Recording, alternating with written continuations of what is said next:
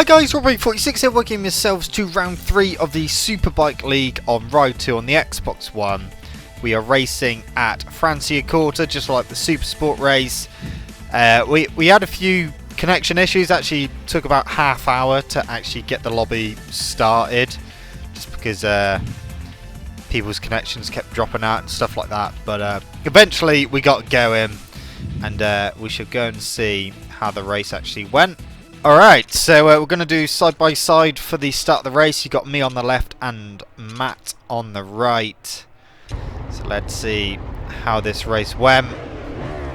Super Sport, I got a really good start. Superbike, not such a good one. Got off the line initially alright, and then pulled a bit of a wheelie and kept wheeling, but managed to stay in second place, went wide into the first corner. Matt was in the lead, and first lap I was all over the place, and just couldn't really get into it for the first lap. I was wheeling all over the place, going wide into corners. Unfortunately, our Moorland had the menu glitch where it just stays on the menu, so unfortunately he ended up going out of the race. As similar thing happened to Dylan at the first round, but unfortunately it happened to our Moorland this time. As we come to the last part of this race, or the last part of this lap even, Matt's got quite a big lead. I was struggling to find any kind of a rhythm. Just, yeah, wasn't feeling right. But hopefully that was going to change throughout the race. Alright, let's look at Dylan's start now. Off the line, he actually got quite a horrible start, pulling a massive wheelie. Luckily didn't go all the way back. Someone actually crashed coming off the line as well, I'm not sure who that was. Going into the next corner, he does run into the back of Kevin, which causes Kevin to crash. So that incident has been sent off and is under investigation. But similar things happen in Super Sport and they were investigated. Very wide there. He's up to 5th at the moment. Into the horrible hairpin. The inside up to 4th, not quite. Jack manages to keep it around the outside, and Dylan manages to brake a bit later. But Jack is still there. Dylan gets a slight better drive out into the next corner, and away he goes in 4th place. And he tries to get in the slipstream of 3rd place into the second to last corner. 3rd place goes very wide there. Dylan tries to get a better exit, but he's got Jack underneath him, and now he gets into his stride into the slipstream. Past Brandy Scales up to 3rd place. Right, back with me on lap number 2. Just seen Dylan move up to 3rd, so Dylan was behind us now. I was still kind of struggling a little bit, but I was feeling a bit better than the first lap. First lap, I don't know what I was doing. I was all over the place. And I was starting to slowly catch up to Matt a little bit. Got over second gaps either way. Just trying to find my pace, which I knew I had. Trouble is, I only managed to do 2 practice laps, just like the last race before the race, because I didn't finish work again till 7:30. And yeah, I just wasn't feeling comfortable. Go across the line to start lap number 3. Through the first corner, the best I've been yet. You can see that gap to Matt is about the same. But I was actually hitting apexes now, which was really helping, and actually helping us close in on Matt now. It was this corner I was losing a load of time out of. Mainly because for some reason I decided to run with traction control fully off like usual, and then unfortunately ended up going down, carrying too much front brake into that corner, too close to the curb. Hit a little bump and down I went. So unfortunately we're down to 3rd place. And we got Demons, who is in 4th, just behind us now. So I had to hurry up because I had to get away from Demons. Try not to pull wheelies, but I was struggling with the wheelies for some reason. In time trial I wasn't really struggling with wheelies. Could control them pretty well, but I think I was just starting to panic slightly. On to lap 5 now, and Dylan has caught Matt as he tries to go past him around the outside into the first corner. Matt has none of it, comes up the inside and retakes the lead.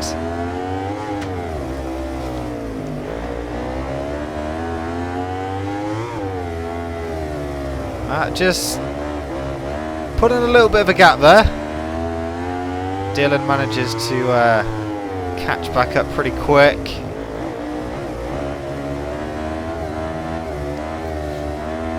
Through the horrible hairpin. Around here. That's where I crashed last time. Dylan was close to him. Almost up the inside there.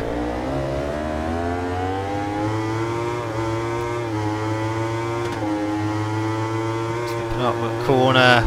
Thought Dylan was going to have a look there, but Matt went very, very wide. Tries to come back underneath Dylan. Doesn't quite work. So Dylan's in the lead at the moment. And that was pretty much him set for the rest of the race. Back with me on lap number 9 now. Because not a lot was happening with me. I'd pulled away massively from Demons, but the gap to Matt now was quite big, over 3 seconds.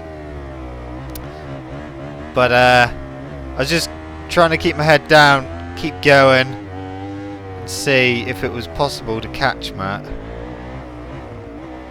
Because that gap was starting to come down a little bit. It's 2.9 now.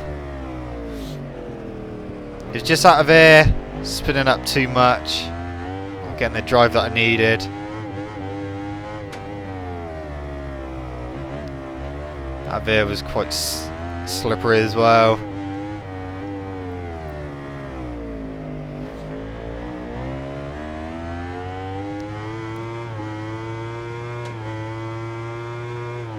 Into the penultimate corner.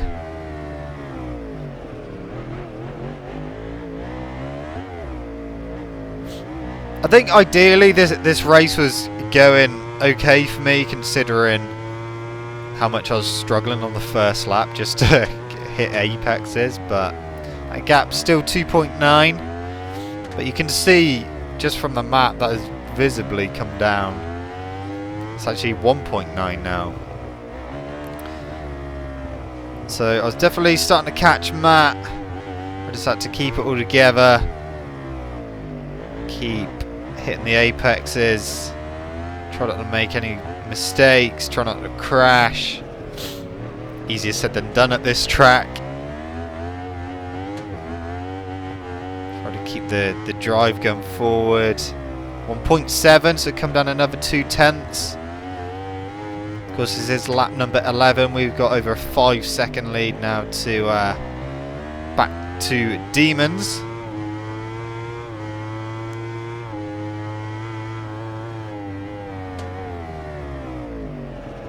I kind of started to settle into a rhythm now. Finally, it took me bloody long enough this race.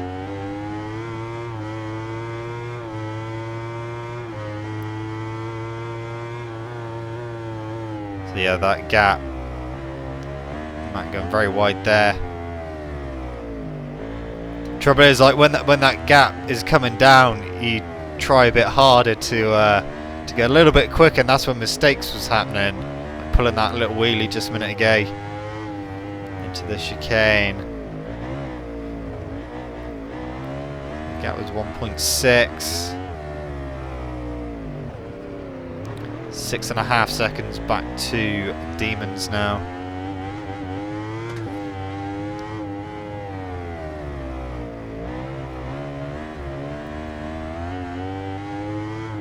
That gap to Matt was coming down, but it just wasn't coming down quite enough at the moment.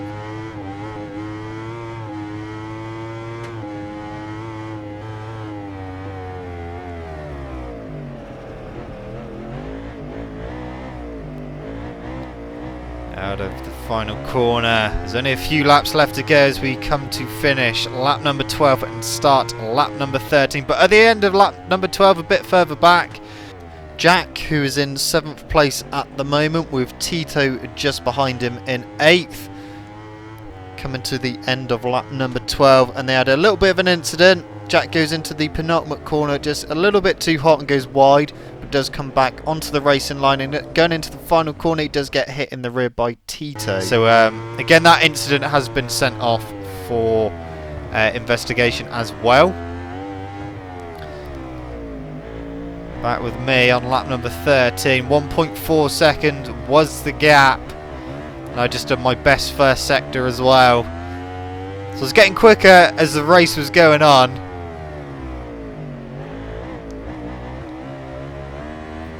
Was it going to be enough to be able to catch Matt? Gap behind, 7.6 seconds.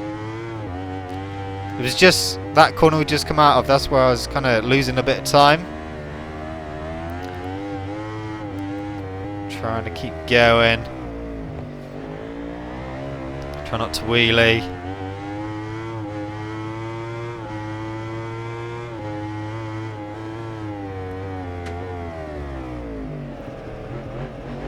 Managing to keep it all together at the moment. That's the end of lap number 13. 2 laps to go. Was I going to catch him? Or was he going to just do enough to keep ahead?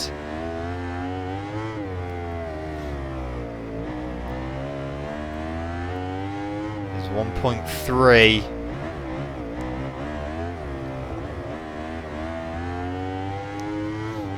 Dylan out in the lead. Comfortable lead. So no one was going to catch him unless he made some sort of mistake. Gap behind was 8.5 seconds. Gap still just over a second.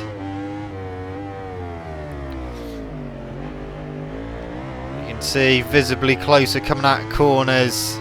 Still not close enough, nowhere near close enough to use the slipstream to the penultimate corner.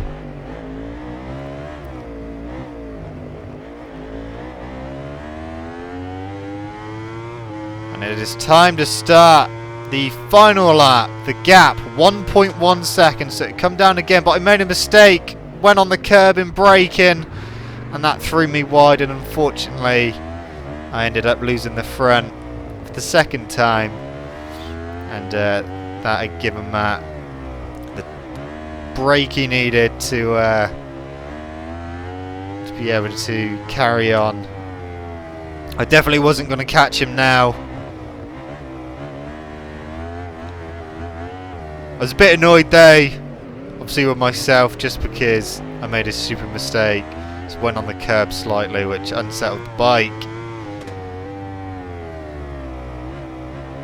And that was pretty much game over. I don't think I would have caught him on the final lap. I think it would have been pretty close, but I don't think I would have actually caught Matt. But at that time I just thought I'm going to take it easy to the line now, because we don't want any more crashes, even though we've still got a big gap over Demons in 4th place. As we come to the line, pull a wheelie and crash across the line. And there we go, so Dylan took the win. Matt came second. I didn't realise Matt actually had a pretty big penalty, because I only actually finished like a second behind him on times. So if I hadn't crashed on the final lap, then maybe I would have actually took second place just on times. But oh well, is what it is. Fourth place is Demons. Fifth is Kevin. Sixth is Batman's mate. Seventh is Jack. Eighth, Tito, and then the rest are people that disconnected. And unfortunately, Brandy Scales had decided not to race for the remaining of this season. So let's look at the points. It is myself and Dylan who are joint first now. First and second, we're both with 54 points. Demons is in second with 49 points. Matt is fourth with 43. R. Moorland 99 moves down to fifth with 40 points. Batman's mate is sixth with 29 points. Jack seventh with 26 points. Brandy Scales 8th with 20 points. In 9th place is Kevin McCowan with 19 points. 10th is Danny D, who didn't actually race, with 18 points. Tito in 11th with 8 points, and Burns in 12th with 6 points. So that is how the championship looks after 3 rounds. The next round is at Donington on the 7th of February. It's going to be a cracker. Finally, we are, after being a really unusual track, which is tight, twisty, really bumpy, easy to crash at, we're going to a decent track, and the rest of the tracks are now decent tracks. So we should get some decent racing at Donington. Thank you guys so much for watching. Don't forget to leave this video a like if you enjoyed it. Subscribe to my channel for more content. I shall see you guys in the next video. See you!